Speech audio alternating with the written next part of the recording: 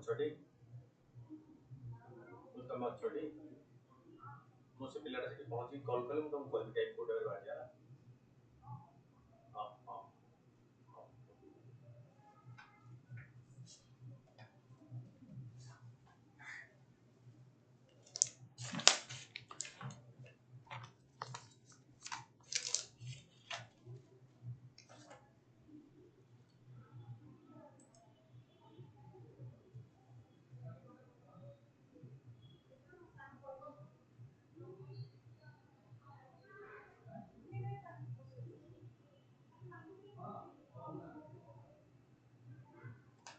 Good morning. Let's start the topic of the day on current affairs. The first topic that will take is understanding the Russia-Belarus nexus in the ongoing Russia-Ukraine war. Okay, in the latest escalation to the Russia-Ukraine war, Russian President Vladimir Putin announced recently that Russia plans to station tactical nuclear weapons in Belarus. What do you want to replace? You want to deploy tactical nuclear weapons in Belarus. Who will deploy? Russia will deploy tactical nuclear weapons. Okay, where?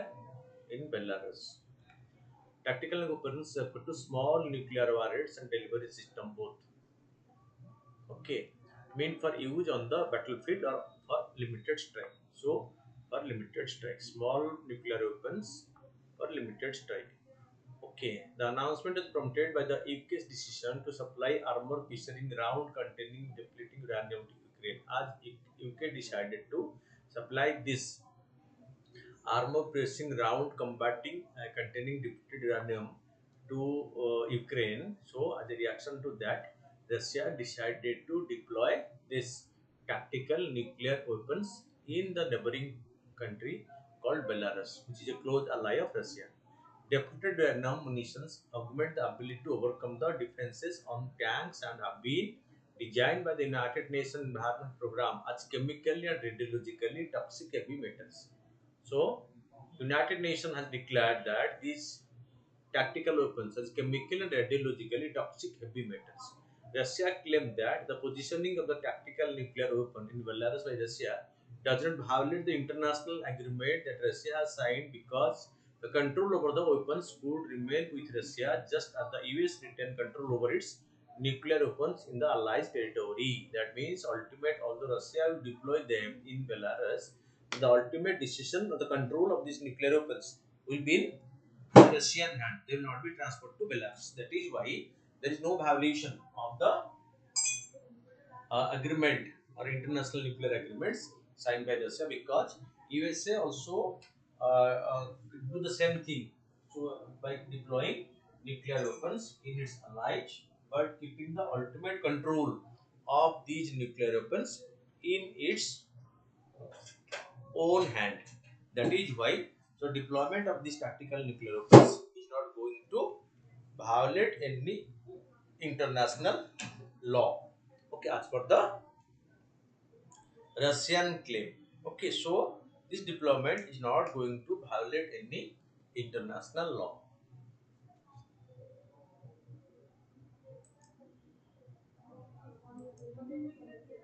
Moreover, there has been no arms control agreement between USA and Russia on tactical nuclear weapons because, as per the Russia and USA START treaty, SALT treaty, there is no such control or there is no such agreement between Russia and USA that regarding the tactical weapons. Okay, because there is no such agreement. Strategic nuclear weapons, tactical nuclear weapons, there is no such agreement between Russia and USA. So this is not going to violate. Fine.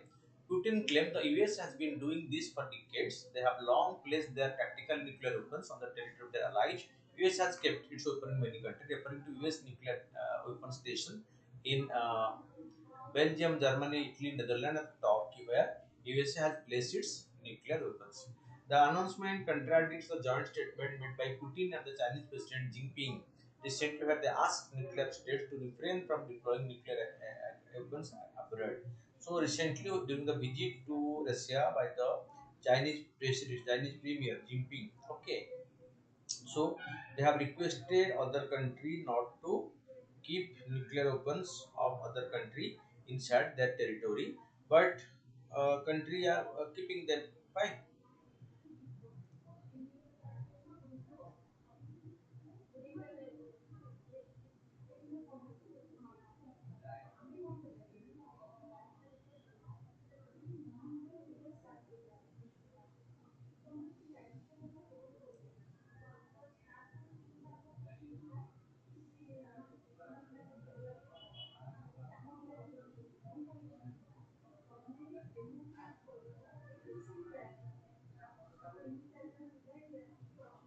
Okay. Russia has already helped Belarus, so the announcement contradicts the joint statement made by Russia and the Chinese president. Russia has already helped Belarus upgrade its warplanes so that they can carry nuclear weapons. So Russia, in its cooperative defense cooperation strategy, has allowed or has performed many upgradation to the Belarus hydroplanes which can carry nuclear weapons. Okay, it is for the first time even that Russia is deploying nuclear weapons outside its border in Belarus. Stationing such weapon in Belarus will enable Russia to carry out strike easier and faster because it will be close proximity to. Okay, a former Soviet state, which why it is Belarus? Why Russia put emphasis in Belarus? It is a former Soviet state which, like Kazakhstan and Ukraine, handed over its nuclear weapons to Russia after the dissolution of the Soviet Union. Like when USSR was there, there's nuclear weapon with Kazakhstan, with Ukraine, and with Belarus, and all of them handed over their nuclear weapons to Russia because they feel that they will not be able to safely keep the nuclear weapons. That is why they handed over all their nuclear arsenals to Russia after the disintegration, and Russia became the owner or the controller of all nuclear weapons. Okay, in the post disintegration period. Okay. Okay, it is one of the closest and few remaining ally of Russia. It is a predominantly Orthodox like Russia, with its population almost entirely Russian speaking. There are also only a few border control between the two countries. Belarus is a member of the Russian-led military alliance, the Collective Security Treaty Organization. Okay, SEATO, as well as the Eurasian Economic Union. Russia leads two military installations in Belarus, both inherited from the Soviet times. Moreover, Belarus gets subsidized oil and natural gas import from Russia, as was the case with Ukraine. Russia wants to keep Belarus in its sphere of influence and therefore support the regime of Belarusian President Alexander Lukashenko, okay, often dubbed as Europe's last dictator, which is seen as a friendly by the Russia because this present president is very friendly with Russia and Russia maintain good relation with him because keeping him in a good relationship is at the interest of Russia. That is why Russia has been trying to maintain good relation with Belarus. Okay, you see, so all these NATO member current and perspective. So Sweden, Finland, all these are okay. So NATO member currently NATO borders. So this is all the NATO members countries are here, and this is Russia, this is Belarus, this is Ukraine. Okay, importance is right now there is war between Russia and Ukraine. Belarus is here. Okay, and Belarus share border. So between the it comes between Poland and Russia. So that Lithuania and Russia, Latvia, and so all these are former Soviet colonies. And so this is what okay. So Belarus strategic importance lies here because it is very close to Ukraine, and in this case, deploying the nuclear arsenal, tactical nuclear to Belarus, it can easily attack on Ukraine. So from within the Belarusian soil, Russia can conduct nuclear attack, and as it has upgraded its military aircraft be capable to carry nuclear arsenals, so it will be easier to strike on Ukrainian soil. Belarus' geostrategic position between Russia and Ukraine and between Russia and Poland makes it very important to Russia. It also shares border with three NATO members, Lithuania, Latvia, and Poland. For long, Belarus has been used as a forward base by Russia for power projection to give it strategic depth. In fact, Belarus has been used as a launchpad by Russia to send troops and launch strike in the ongoing war. Okay, Russia used Belarus as a launchpad in its mission. Okay, so that is why the importance of Belarus lies in this domain also. In 2014, Belarus refused to acknowledge the annexation of Crimea by Russia. Okay, okay. So annexation of Belarus, Crimea by Russia. Okay, it also registered pressure from Russia to host the permanent military base. However, all this changed in 2020 when Belarus was rocked by anti-government protests following what is widely seen as a rigged presidential election, and Russia came to the rescue of the president. Mr. Lukansko was isolated by the West while Russia helped him with a 1.5 billion loan, accepting the result of the election and promoting the to intervene if required. The protest was suppressed brutally, and the referendum in February 2022 changed the country's constitution, which specified that Belarus could be a nuclear-free zone and could remain neutral. Okay, by a referendum. However, in March 2021, Belarus has already agreed to the presence of joint Belarusian and Russian military unit in its territory, effectively ending its neutrality. Since the outbreak of the Russian-Ukraine war, Belarus has time and again supported Russia during voting at the UN General Assembly resolutions. So now Russia sees Belarus as a dependable ally. Belarus, on its part, is happy about Putin's announcement, as it says it has long wanted nuclear weapons because of Russian pressure aimed at changing its political and geographical trajectory. Minsk, that the Belarusian capital, said that it needs these weapons to continue NATO's military build-up near its border, because all the other countries, you see, all the other countries, so you see Poland, Czech Republic, all these, so who touch, so you see Poland is very close proximity, Lithuania, Latvia, Estonia, so these are all who share, especially Lithuania, Latvia and Poland, who share so border with Belarus, they are all NATO members, and that is why it is. However, okay, what lies ahead? So the latest move by Kremlin clearly escalates the Russia-Ukraine war to an entirely new dimension by bringing tactical nuclear weapons literally next door to NATO members. It is probably also meant to dissuade the West from giving more advanced weapons to Ukraine, but it also gives the West an opportunity to use its pretext to further escalate the war. The move does not bode well for peace. How to manage India's nuclear? The next topic is how to manage about the photovoltaic or the solar waste generated, the photovoltaic waste generated in India, because India is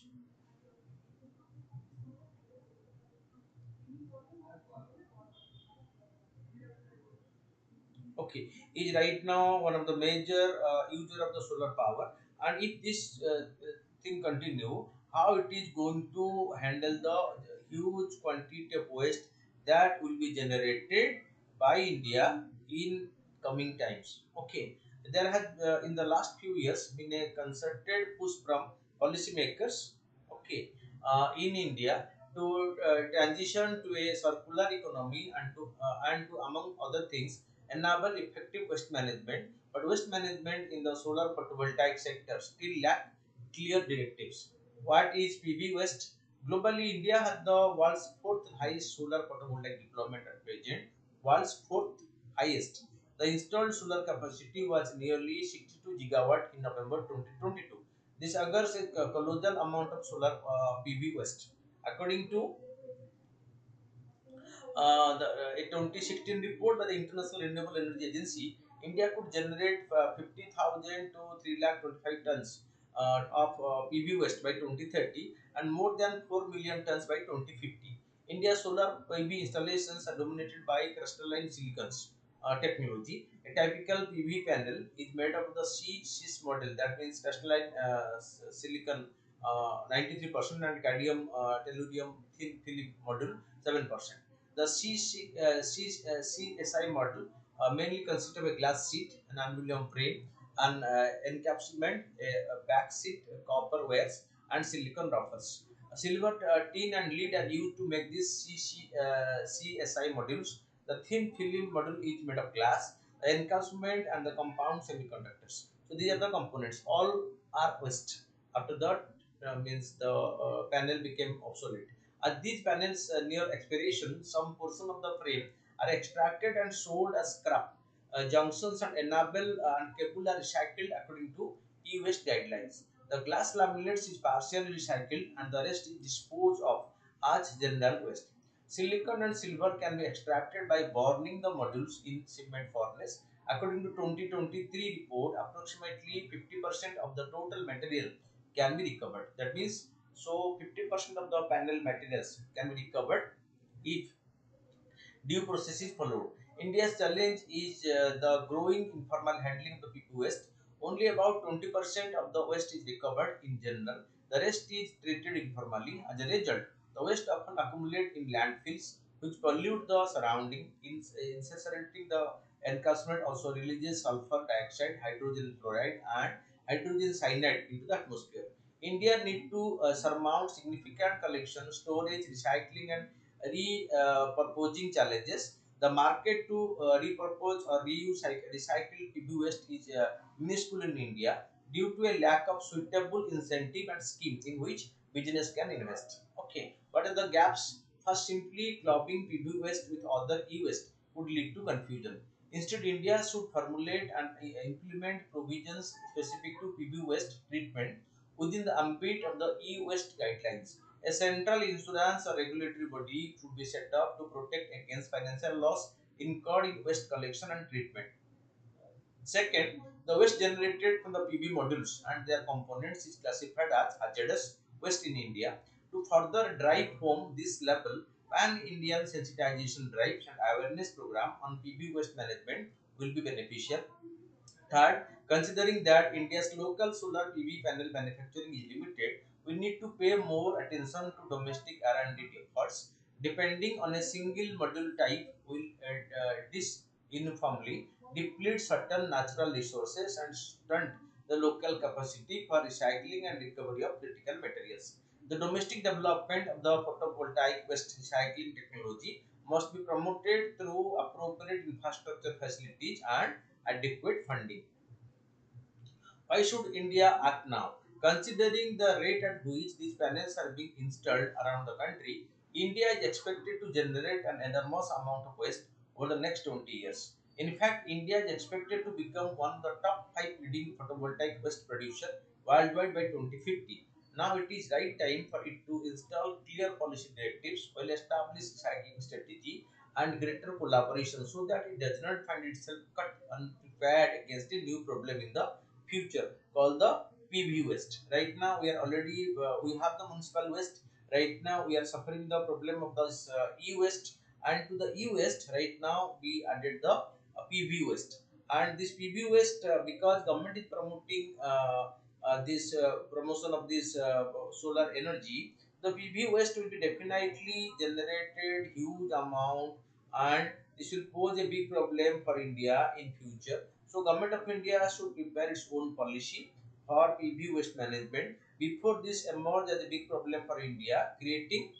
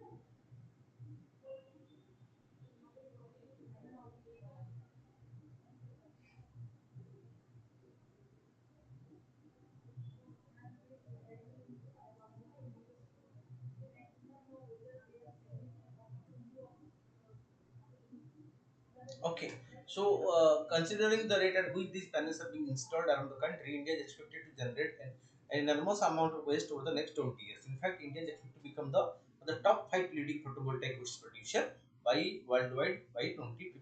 Now it is right time that we should have a proper planning for the generation of the EB waste. Okay, or the for the PB waste. So otherwise, they will be able to augment the already municipal waste, the E waste with the PB waste, which will make life miserable, okay, and fill all the landfills with the baby waste in times to come. Before that times come, we must have proper planning to have control over it. Fine. The next topic is Africa Index. The second edition of the joint military exercise, the Africa India Field Training Exercise, Africa Index 2023, culminated today at the Foreign Training Node owned in Pune. So this Appendix 23 was held from 16 to 29 March 2023. A total of 25 nations of the African continent with 125 participants and Indian troops from the Sikh, Maratha and the Mahar regiment participated in the multinational exercise. Aim of the exercise was to build positive military relations, imbibe each other's best practices and promote the ability to operate together while understanding execution of humanitarian mine action and peacekeeping operation under the UN mandate. This joint exercise will enable the armies to learn and adapt methodologies and tactics which will conduct such operations. Further, the exercise will assist the forces in correct interpretation of the rules of engagement while undertaking peacekeeping operations. The bonhomie spirit, craft, and goodwill generated during the exercise will go a long way in further strengthening the bonds between the army of the enabling understanding of each other's organization and methodology of conducting various operations. That is why. So this is because India and Africa are close friends, and right now they try to interact at much forum on trade, on common aspect. Okay.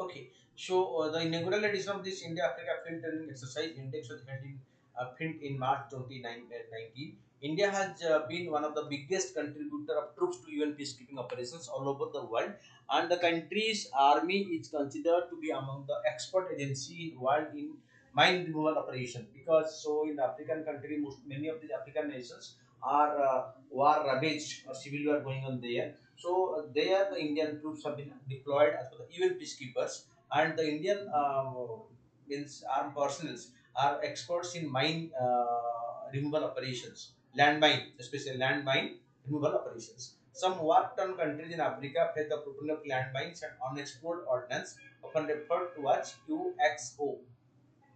The joint exercise led to the sharing of the best practice and experience on the subject. The exercise is also a key element of India's diplomatic tie with African countries. Okay, so that is why this exercise will further strengthen the relationship between India and the African country, because India is right now trying to develop good relationship and has already established good relationship with India and many African country, between India and African country, and this will further develop. Okay, so the relationship between India and the African country and India Africa. So the focus Africa policy of India, where Africa is in the focus of India, will definitely get a boost by this.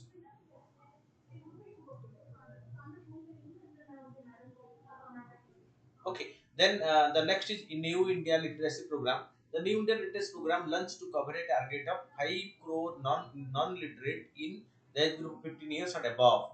Okay, so because so India want to make country literate, so people literate, and has launched so many programs. But after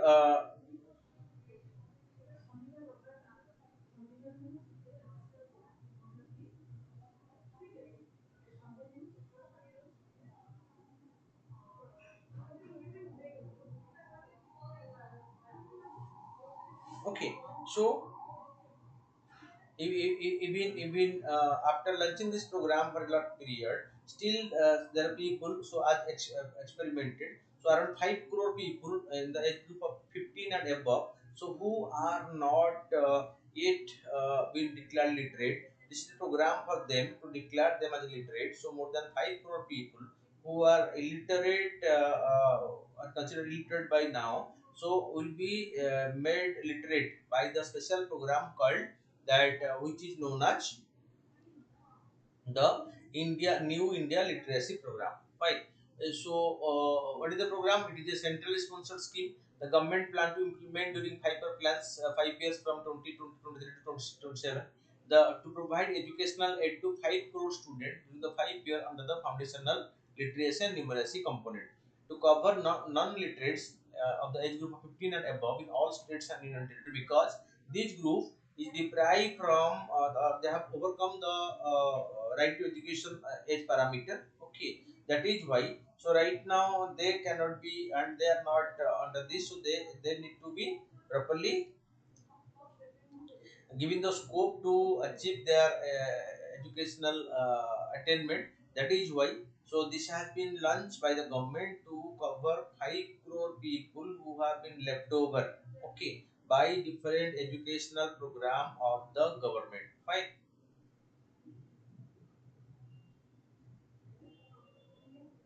Okay, so the program has 5 objectives, including foundational literacy and numeracy, critical life skills, okay, vocational skill development, basic education, and continuing education.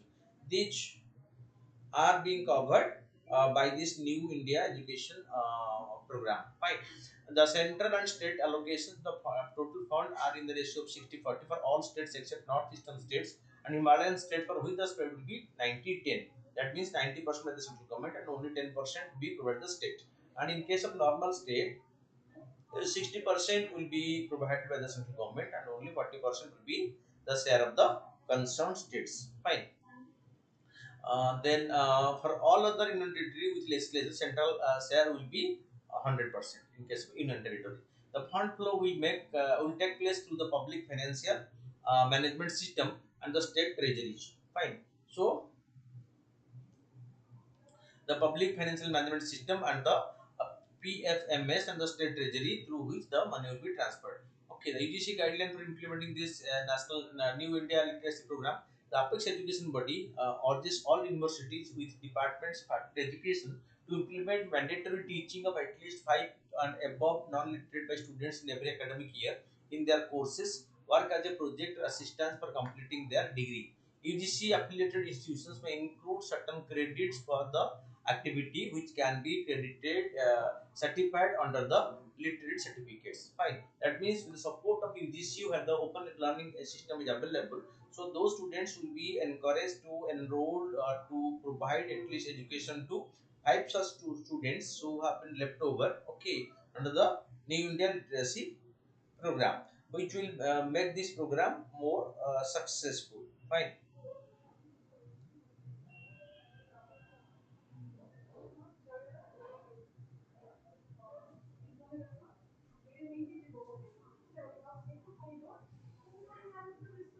Tactical nuclear weapons.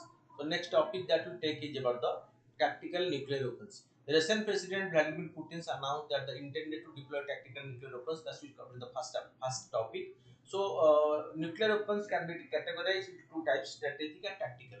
Strategic weapons refer to weapons that have bigger objectives, such as destroying cities or large targets with larger wargaming objective in mind. Strategic nuclear weapons could likely to be used bring the enemy to its knee entirely with a massive strike, like the United States did in World War II when its nuclear weapon forced Japanese to surrender.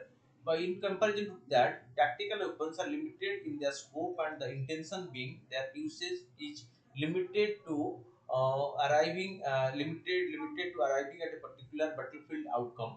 An example of a tactical nuclear weapon could be its use to stop adversary progress in a particular theater, in a particular war area. Okay, that is what. So they are small and their use is limited.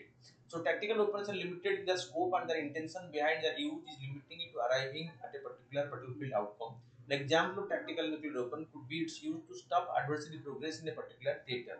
Tactical nuclear weapons are called non-strategic nuclear weapons. Okay, strategic weapons cause massive destruction, but tactical weapons have lesser domain of operation and cause less damage, and they stop the adversary from entering to their particular area.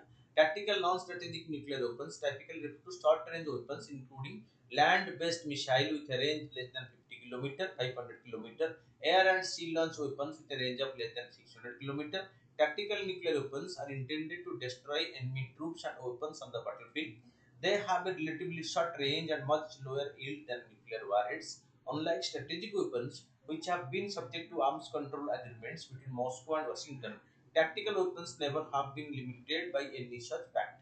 While strategic nuclear weapons are fitted to land to submarine-based intercontinental ballistic missiles that are constantly ready to blast, tactical nuclear weapons are stored at a few tightly guarded storage facility, and it takes time to deliver them to combatant units because they need to be extracted from the place and mounted, then they can be deployed. But in case of strategic weapons, they are in the ready to be used format. How can they be used? Tactical weapons warheads can be placed on various types of missiles such as which are normally used to deliver conventional explosives such as the cruise missile and the artillery shells. They can also be fired from an aircraft and ship as anti-ship missiles, torpedoes and depth charges. So their use is limited and destruction is also limited. Okay, then the next topic is about there have been remarkable achievement in the Indian healthcare sector. However, in order to leverage the advantage of being the youngest population in the world, some challenges need to be confronted. Examining this. Coming to the long question, writing the answer to the long question. Fine.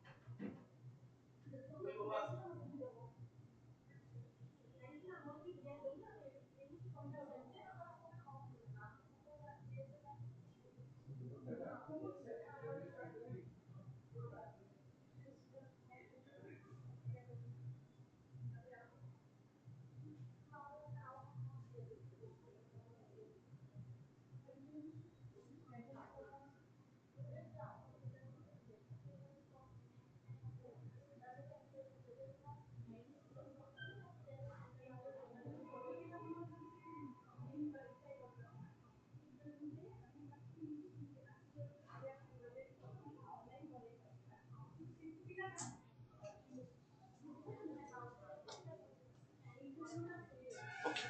So, healthcare has become one of India's largest sector, both in terms of revenue and employment. The sector has grown rapidly in the last 5 years on account of digitization, innovation, new hybrid business models, and increasing expenditure by public as well as private players. Economic Survey 2022-23 highlight that there has been a hike in the share of expenditure on health in the total expenditure on social service from 21% in financial year 19 to 26% in financial 23. Okay, so that means healthcare expenditure is growing in a country. Okay, and this will grow in future also, because healthcare is being realized as very important by everyone, and both हाँ, हाँ, ठीक है इसकी असुविधा नहीं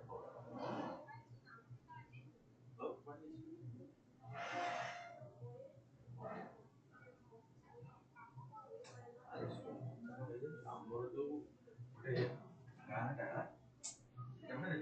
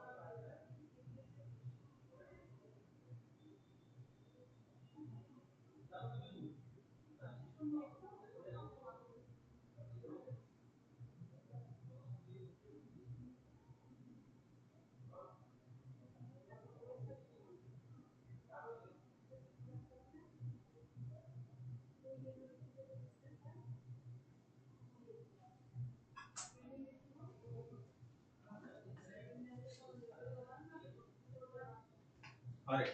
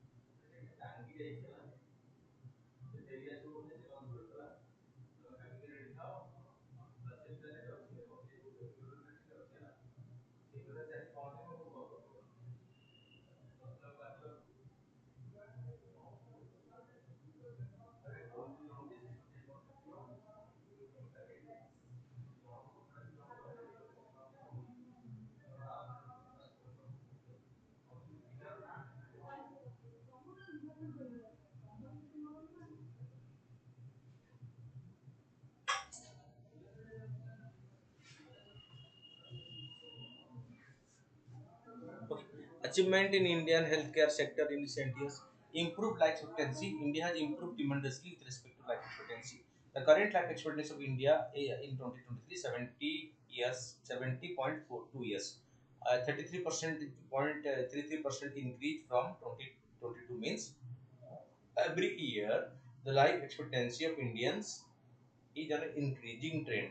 Life expectancy increase a good sign of available good health, but the older the people became, so they became more susceptible to different healthcare challenges. Reduced total fertility rate. India has made significant progress in population control measures in recent times with the total fertility rate. According to the National Families Health Survey, India's total fertility rate has declined from 2.2 in 2015-16 to 2 in 2019-2021. That means fertility rate is the number of children one couple can produce during their lifetime, and from 2.2 it has been come down to 2. That means the replenishment level is equal to, so the population stabilization in India has started because the rapid population growth is when this rate is more than 2, but right now coming to 2, it is the parents will be replaced by the two children, so it has come down to 2. It is a population tabulation indicator.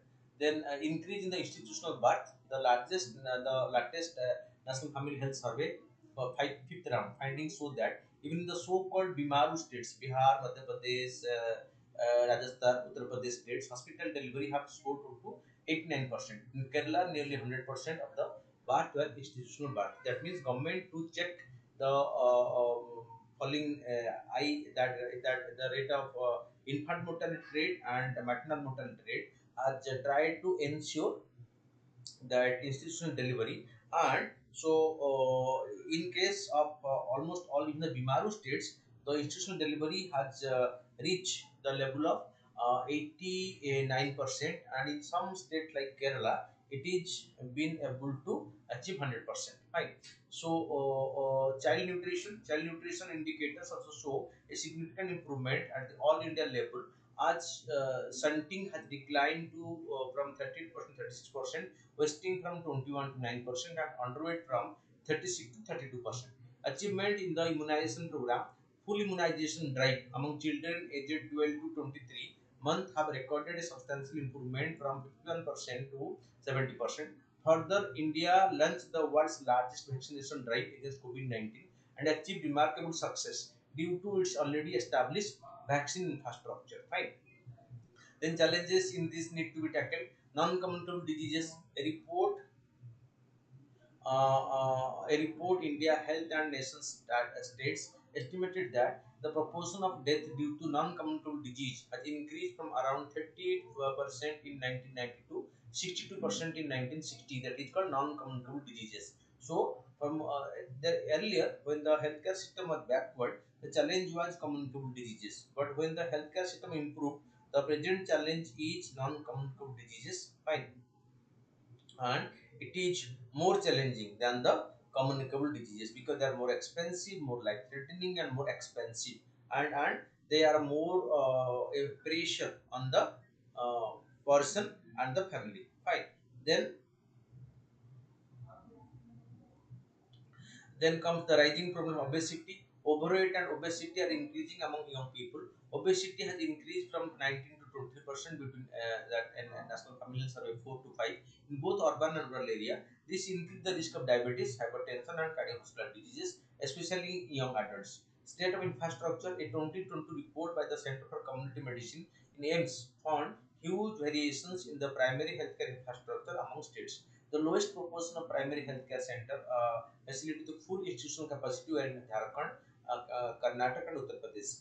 Mental health issues. Okay, so mental health issue is another challenge. Okay, and in this, so that at least 20% of the young people are likely to experience some form of mental illness in the form of depression, mood disturbances, substance abuse, and eating disorder. So all these comes from the mental health issue. Okay, gaps in health services in urban area.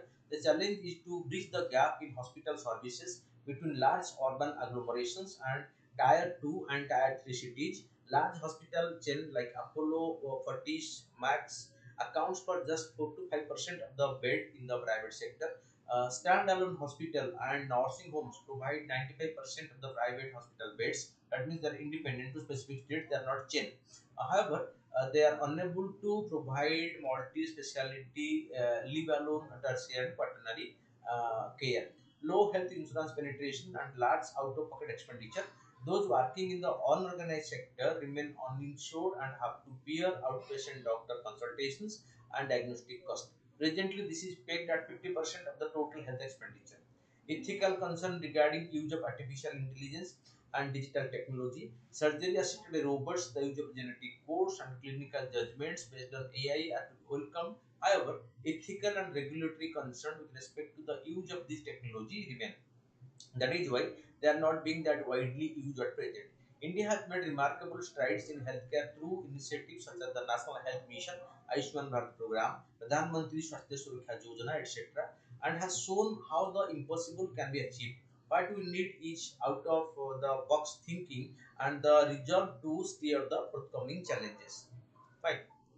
So, because healthcare is one of the major issue in the country, so they need to be taken due attention is to be paid to them. Then coming to the question with reference to solar power production in India, consider the following statement. India is the third largest in the world in manufacturing silicon wafers using the photovoltaic units. So this is correct. The solar power tariff are determined by the Solar Energy Corporation of India. It is also correct. India's solar PV installations are done by crystalline silicon or CSI technology. So all the three, okay. So here, okay. In this case, so 1 and 2 are incorrect, only 3 is correct. So India is the fifth one. Solar power tariff are not by the Solar Energy Corporation, like that. So 1 and 2 are incorrect, only 3, okay, dominated by the crystalline technology is correct. So only 3 is correct, answer is D. Then 2, the reference to International Renewable Energy Agency, IREA, consider the following. IRENA is an international organization that support country in their transition to a sustainable energy future. IRENA, on the other hand, is the only organization dedicated to promoting 100% renewable energy around the world. India is the 77th founding member of IRENA. Okay, in this case, so question number 2, all 1, 2, 3 are correct. The reference to Collective Security Treaty Organization consists of the following. It is an intergovernmental military alliance with the purpose to ensure the collective defense of any member that faces external aggression. It has 6 members including Belarus. Uzbekistan is the latest country which quit the alliance in 2012. So question number 3 it is so one all the 1 to 3 are correct. Okay. So then to 4, which of the following NATO member countries share border with Russia and Russian exclave of Kaliningrad and Belarus community? So it is by okay. Latvia share it, Norway and Lithuania don't share it, Poland, Estonia, Ukraine. One then comes to Lithuania, Latvia, Lithuania, then Poland and Estonia. Okay, all these. That means option A, 1, 3, 4, 5. They share common border. Fine. Then coming to question number 5.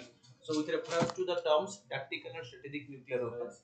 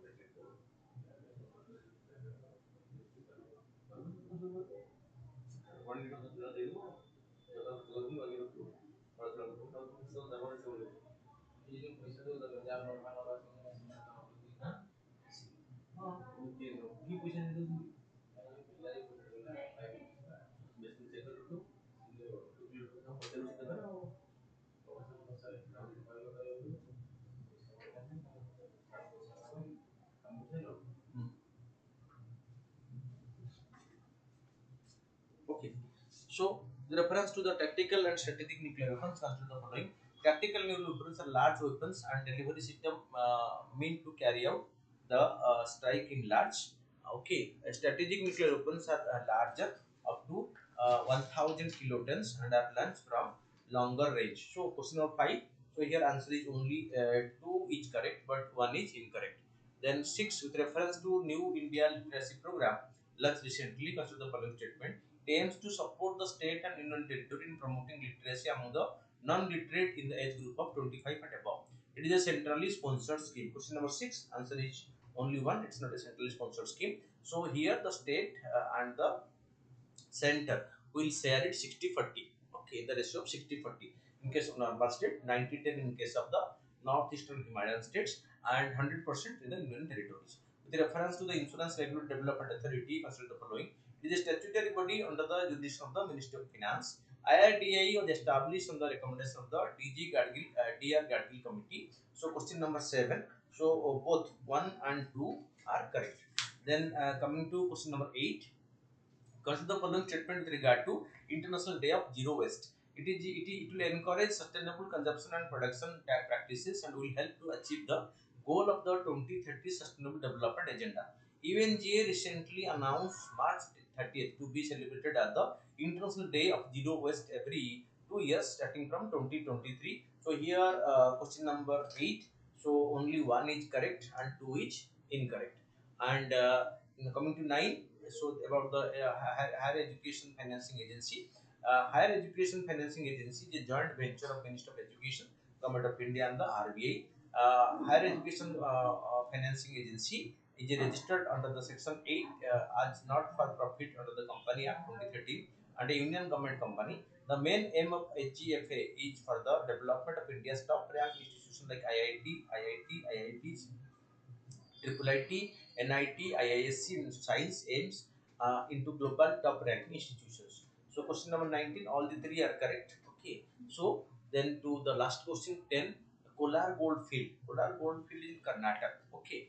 So it is located in Karnataka. Answer is she. This way your today's discussion is over. Keep watching every day to the development, the long question answer writing sessions as well as the MCQs to update yourself on a regular basis. Thank you.